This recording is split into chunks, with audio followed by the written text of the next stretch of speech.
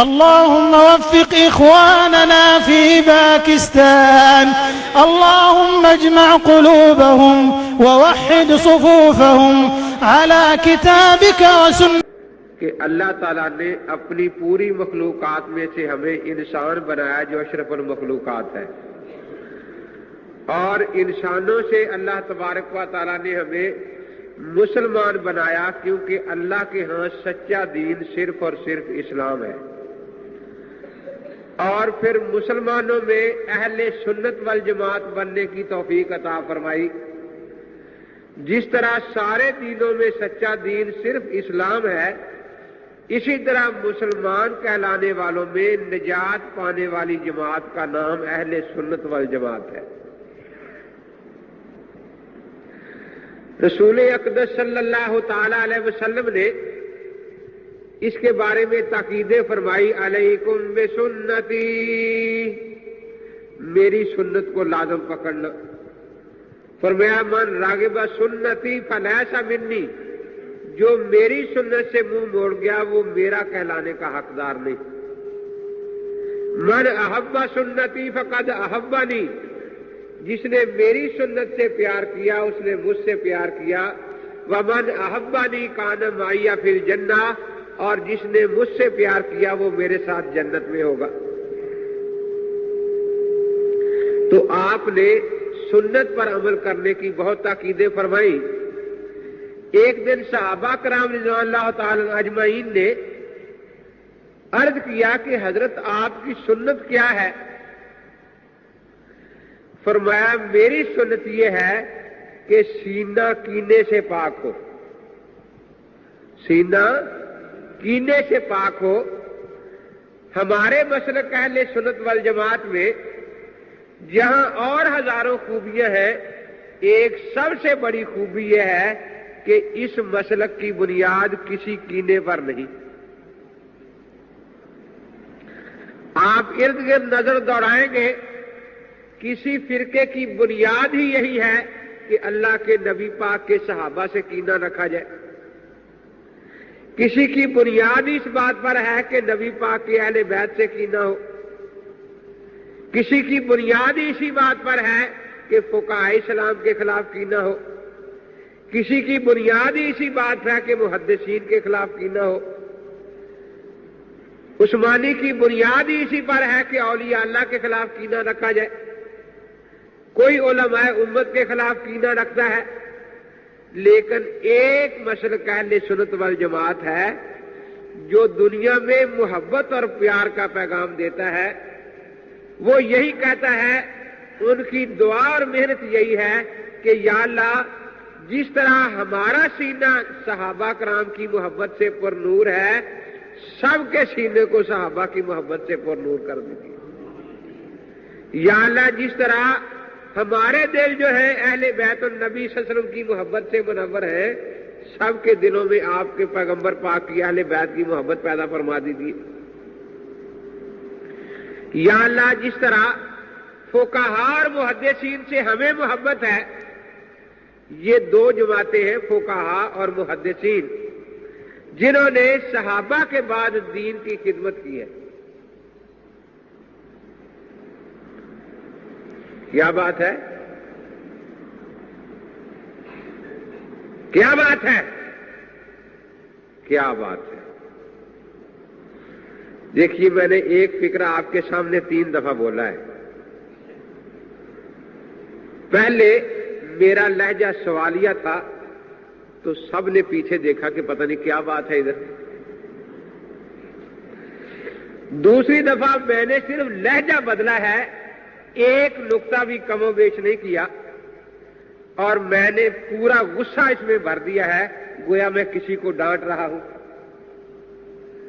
تیسری دفعہ میں نے یہی فکرہ بولا ہے، صرف لہجہ بدلا ہے اور اسی فکرے میں محبت اور پیار بھر دیا ہے. میں کسی کی تعریف کر رہا ہوں. کیا بات ہے؟ اب یہ میرا فکرہ کاغذ پر لکھ کر آپ کسی کے سامنے رکھ دے، جس نے میرا لب و لہجہ نہیں دیکھا تو وہ کیا سمجھے گا کہ یہ پیار سے کہا ہے یا غصے میں کہا ہے یا سوالیہ لہجہ ہے. تو معلوم ہوا کہ ہمیں صرف الفاظ کی ضرورت نہیں ہے، کس ماحول میں حضرت نے ارشاد فرمایا، آپ کا لب و لہجہ کیا تھا، اس کی بھی ضرورت ہے۔ اسی لیے محدثین کون ہے؟ الفاظ شناس رسول۔ محدثین کون ہے؟ اور فقہا ہے مزاج شناس رسول۔ فقہا ہے مزاج شناس رسول۔ محدث کی رسائی زبان رسول تک ہے صلی اللہ تعالی وسلم کی حضرت فرمان کیا فرما رہے ہیں، اور فقہا حضرت کی پیشانی سے سینکڑوں مسائل پڑ جاتے ہیں۔ تو اس لیے یہ دونوں جماعتیں جو ہیں دین کی خادم ہے، ایک نے چھلکے کو محفوظ کیا ہے، دوسروں نے مغز کو محفوظ کیا ہے، اور اہل سنت والجماعت دونوں سے محبت رکھتے ہیں، اولیاء اللہ سے محبت رکھتے ہیں۔ تو ایک تو خوبی یہ ہوئی دنیا میں کہ اہل سنت والجماعت جو مسلک ہے یہ محبت پیار کا مسلک ہے۔ صحابہ سے محبت رکھو، اہل بیت سے محبت رکھو، اولیاء اللہ سے محبت رکھو، علماء امت سے پیار کرو، فقہا سے محبت رکھو، محدثین سے محبت رکھو۔ یہ تو دنیا میں فائدہ ہے، اور آخرت میں جب ان کی وہاں سنی جائے گی اللہ کی بارگاہ میں، تو آج اگر حضرت توسوی دامت برکاتہ العالیہ یہ گالیاں سن کر بھی فاروق اعظم کا شان بیان کرتے ہیں، تو کیا قیامت کے دن فاروق اعظم حضرت توسوی کو بھول جائیں گے؟ وہ سفارش کریں گے سنیوں کی۔ حضرت مولانا قاضی مظہر حسین صاحب دامت برکاتہ العالیہ سب کی گالیاں سن کر بھی اہل بیت کی شان بیان کرتے ہیں، تو کیا قیامت کے دن اہل بیت قاضی صاحب کو بھول جائیں گے؟ قیامت میں فائدہ یہ ہوگا کہ صحابہ بھی آوازیں دیں گے، سنیو آؤ ہم تمہاری سفارش کرتے ہیں اللہ کی بارگاہ میں۔ اہل بیت بھی آوازیں دیں گے، سنیو آؤ ہم تمہاری سفارش کرتے ہیں اللہ۔ محدثین بھی ہماری سفارش کریں گے الحمدللہ، فقہا بھی ہماری سفارش کریں گے، اولیاء اللہ بھی ہماری سفارش کریں گے۔ تو اس لیے یہ ایک ایسی بابرکت جماعت ہے جو دنیا میں بھی محبت اور پیار کا پیغام دیتی ہے۔ تو ہمارا نام اہل سنت والجماعت ہے۔ سنت کسے کہتے ہیں؟ آپ اپنے کاموں پر نظر دوڑائیں تو یقیناً آپ اپنے کاموں کو دو حصوں میں تقسیم کر لیتے ہیں۔ ایک وہ کام جو آپ عادتاً کرتے ہیں، ایک وہ کام جو کبھی ضرورتاً کرتے ہیں۔ مثلا ایک آدمی کی عادت ہے روزانہ فجر کی نماز کے بعد ایک پارہ تلاوت کرتا ہے، اس نے عادت بنا لی۔ ایک آدمی ہے وہ اذان سے پہلے شہر کو نکل جاتا ہے روزانہ، پھر آگے نماز پڑھ لیتا ہے جماعت سے، اس نے ایک عادت بنا لی۔ ایک دن آپ نے دیکھا کہ اس نے تلاوت نہیں کی، اٹھ کے چلا گیا ہے۔ اگلے دن آپ نے پوچھا کہ کل آپ بیٹھے نہیں؟ کہ بھئی ایک دوست بیمار تھا، میں نے سوچا کہ کالج جانے سے پہلے اس کی بیمار پرسی کر لوں، تو یہ ضرورت تھی۔ تو آپ جب اپنے کاموں پر نظر دوڑائیں گے تو کچھ کام آپ کی عادت ہے اور کچھ کام آپ ضرورتاً کرتے ہیں۔ یقیناً پاک پیغمبر صلی اللہ تعالی علیہ وسلم کے کام بھی ان دونوں حصوں میں تقسیم ہیں۔ کچھ کام آپ عادتاً فرماتے تھے اور کچھ کام ضرورتاً فرماتے تھے۔ اب ان میں سے ہم نے تابعداری کن کی کرنی ہے؟ فرمایا علیکم بسنتی، وہ جو میں عادتاً کام کرتا ہوں ان کی تابعداری کرنی ہے۔ اب حدیث میں دونوں چیزیں آئیں گی، سنت والے کام بھی اور ضرورت اور عادت والے کام۔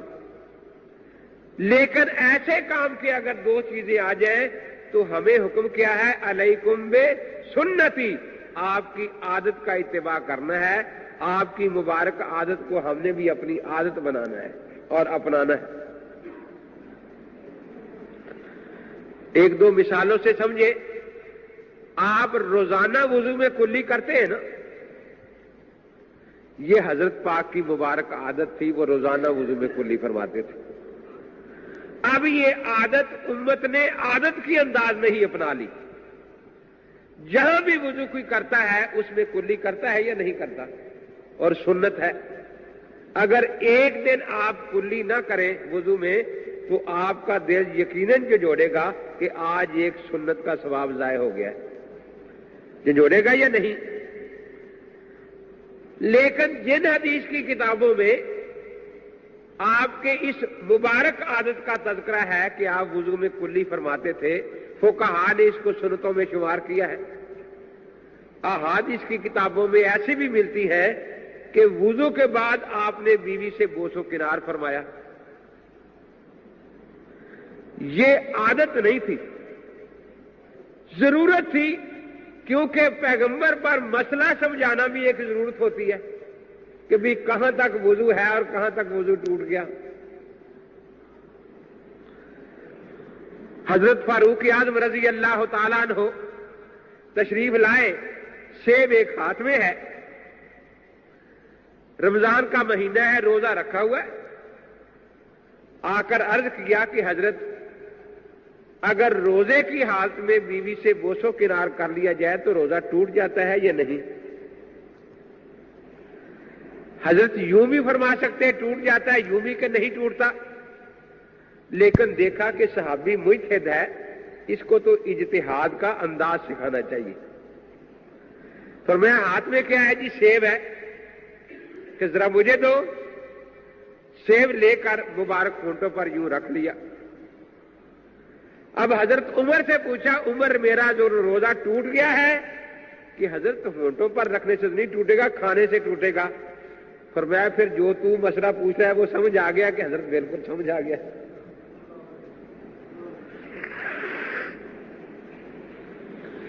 حضرت امام صاحب رحمۃ اللہ علیہ سبق پڑھا رہے تھے، ایک عورت آئی برقعے میں، اس نے ایک سیب اور ایک چھری امام صاحب کی طرف ہاتھ بڑھایا، برقعے سے نکال کے، اور امام صاحب کو پکڑا دی۔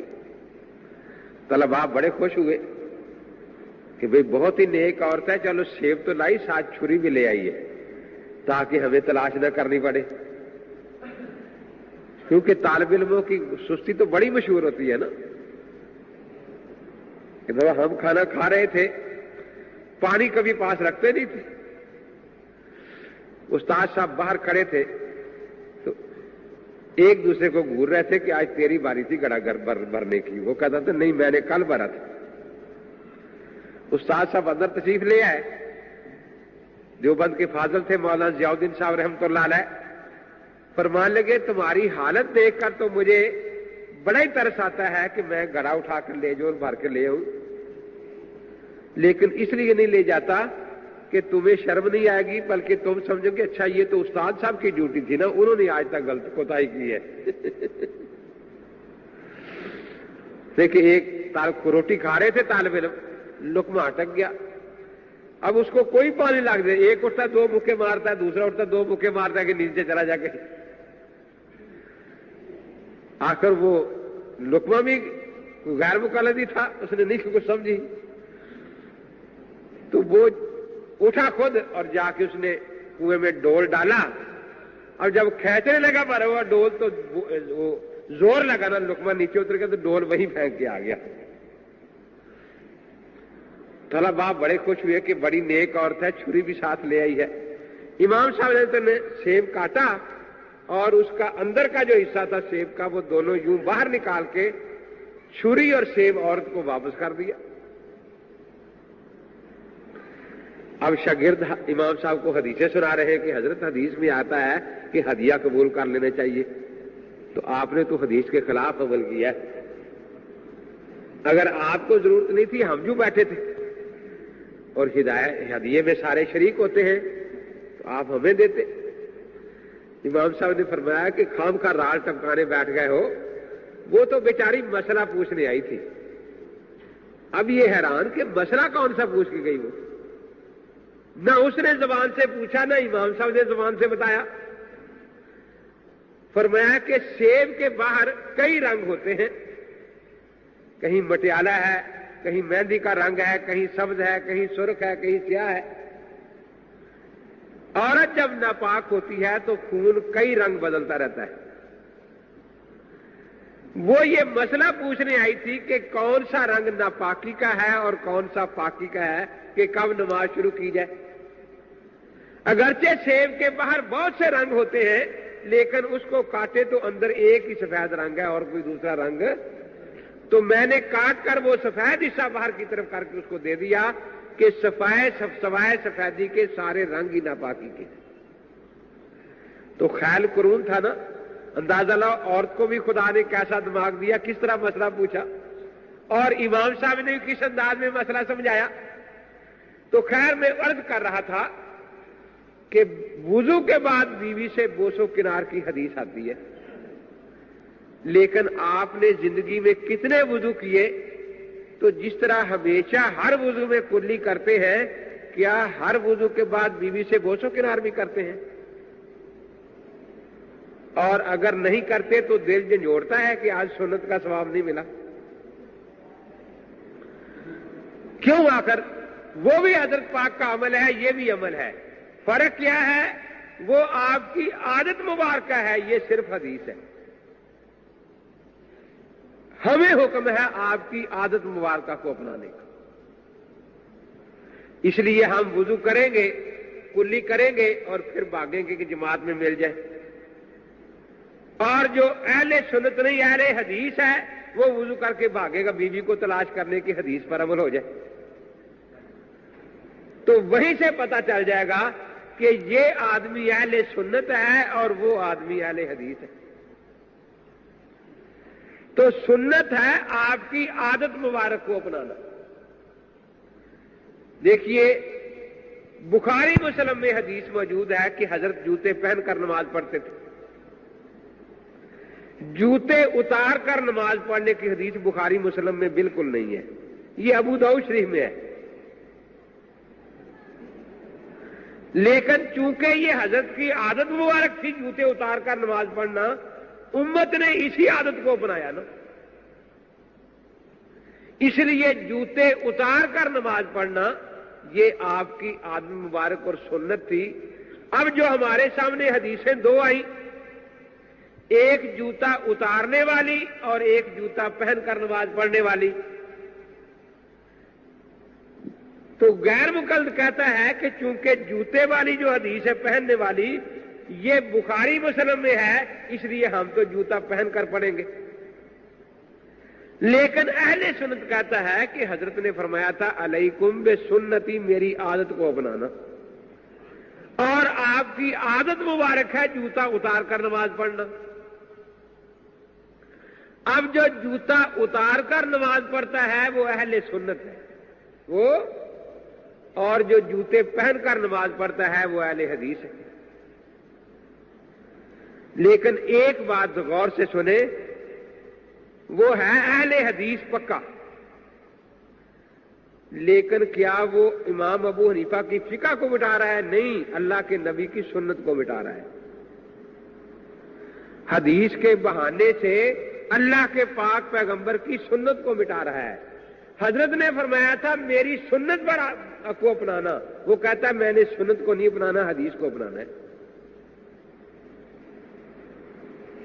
اسی طرح کھڑے ہو کر پیشاب کرنے کی حدیث بخاری مسلم میں موجود ہے، بیٹھ کر پیشاب کرنے کی حدیث بخاری مسلم میں بالکل نہیں،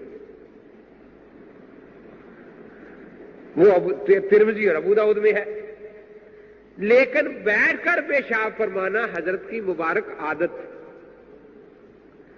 آپ کی عادت کو امت نے عادت نہیں اپنایا اور ساری امت بیٹھ کر پیشاب کرتی آ رہی ہے۔ اب بیٹھ کر جو پیشاب کرتا ہے وہ اہل سنت ہے، اور جو کھڑے ہو کر کرتا ہے وہ اہل حدیث ہے۔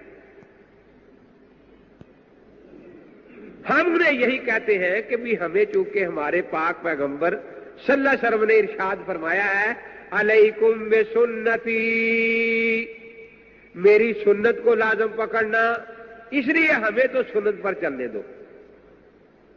اگر آپ کو اللہ کے نبی کی سنت پسند نہیں ہے، آپ کا دل یہی چاہتا ہے کہ اہل حدیث ہی بننا ہے اور حدیث پر چلنا ہے، تو ہم آپ کی مدد کر سکتے اس بارے میں، لیکن ہمیں نہ سنت سے ہٹانا۔ آپ کیسے مدد کریں گے؟ مثلا دیکھ لیا کہ کہیں بیٹھ کر پیشاب کر رہا ہے تو کھڑے کر دیا اسی وقت پیشاب کرتے کرتے کہ بھئی یہ تو اہل سنت کا طریقہ تھا اور تو اہل حدیث ہے، تجھے کس نے کہا تھا کہ بیٹھ کے کرنا؟ یہ تو اہل سنت کا طریقہ ہے۔ تو ہم اہل سنت والجماعت ہیں، آپ کی عادات مبارکہ کو اپناتے ہیں۔ اس سے یہ پتہ چلا کہ صرف حدیث جو ہے اس کے لیے سنت ہونا ضروری نہیں۔